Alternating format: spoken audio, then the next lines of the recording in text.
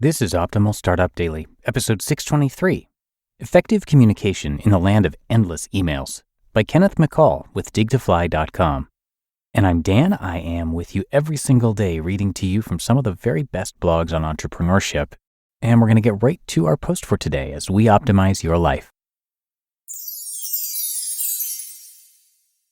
Effective Communication in the Land of Endless Emails, by Kenneth McCall with digtofly.com. I love email. It gives me a running record of who said what when. I can write a very business-like email, even late at night or early in the morning. Look how late he's working. Impressive. I can give bad news gently without having to actually face the person. I get to use passive-aggressive smiley faces. Guess you'll have that report for me tomorrow instead of today since it's already 5:30. But even as email becomes more solidified as the ubiquitous communication vehicle in the workplace, there still doesn't seem to be an accepted standard of business email practices. With everyone following their own email instincts, messages get bungled, feelings hurt, and lots of time is spent going back and forth to clarify, amend, confirm, and respond. Email is supposed to make work life more efficient, but unless it is used thoughtfully and consistently with effective communication practices in place, it can prove a time and brain drain instead. Here are some communication practices you may want to incorporate into your work emails to make sure your message is received effectively and efficiently. 1. Send only to necessary recipients. You don't want to be that guy whose name shows up in everyone's inbox and no one ever opens it because you send too many unnecessary emails. To avoid a reputation for over-emailing irrelevant materials, email only those who must be included for that specific message. The same goes for replying. It is not necessary to reply all on group emails. Reply only to those recipients for whom your reply is necessary. 2. Make your subject line work. Make people happy by letting them know exactly what your email is about. This way they can prioritize it, know what to expect, and know what the urgency level is for responding. Be specific. Good examples. Important update to customer relations protocol. Mandatory meeting for sales reps today. Need your help to plan conference. Bad examples. Hi. Update. FYI. Ideas? Sales reps. Meeting. Conference. Help. 3. Keep your subject in check. Don't slip extra information into an email that doesn't have to do with the subject line. This information could get missed because it is out of context. Instead, send a separate email with an appropriate subject line to that topic. 4. Address your recipients by name. Nothing gets a person's attention like calling out his or her name. A guy I know who likes to tell stories calls out people's names throughout the telling, as if to be sure they're paying attention. I was playing golf the other day, Dan, and you know what I saw, Linda? An alligator. That's right, Bill, an alligator. Yes, it's annoying in that case, but I will say he does hold everyone's attention. So start your email by addressing your recipients, so they have their ears perked up, ready to give full attention to your message. This is especially helpful later in the message with action items for more than one person.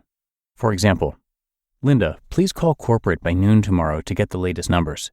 Dan, review the site analysis one last time and then send to Acme Printing to make 20 copies. 5. Keep the tone professional. Recently, I was in the position of having to break the news to an employee who works remotely that she had made a pretty big mistake. Her response was, OMG.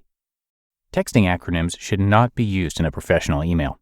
Younger employees may need a crash course in professional communication, so to avoid unprofessional text talk in company email, consider giving new employees a list of email standards.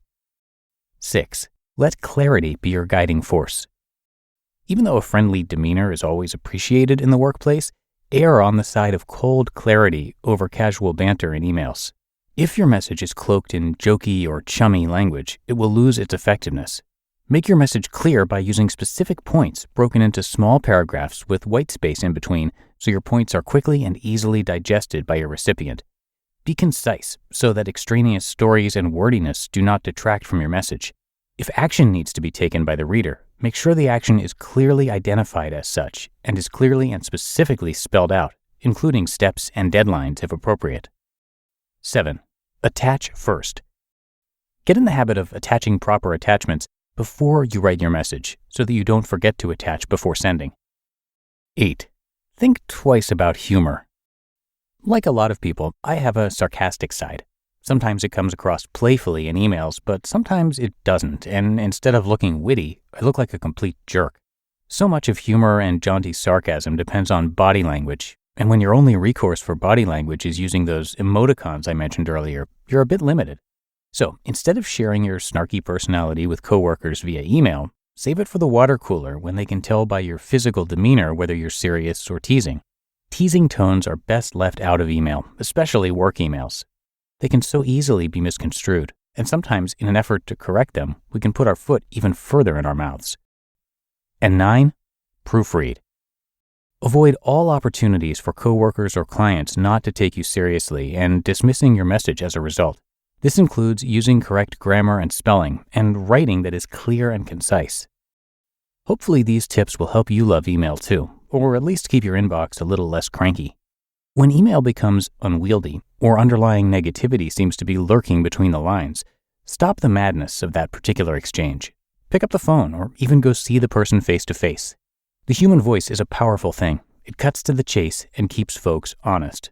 No matter what mode of communication you're using, always be clear and be respectful of people's time and efforts, and your coworkers will be receptive to your message.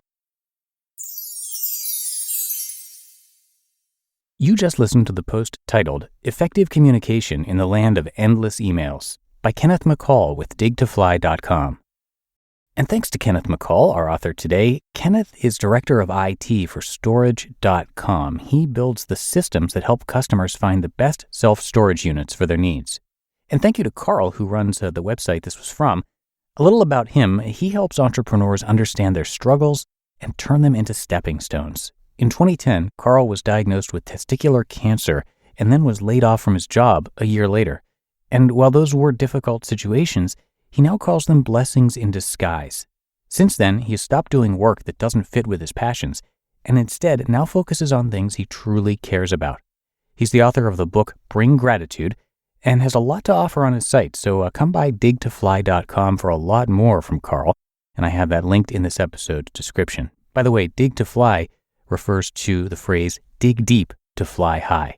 He also has a podcast which you can find. It's called the Dig to Fly podcast, and you can get it wherever you get your audio.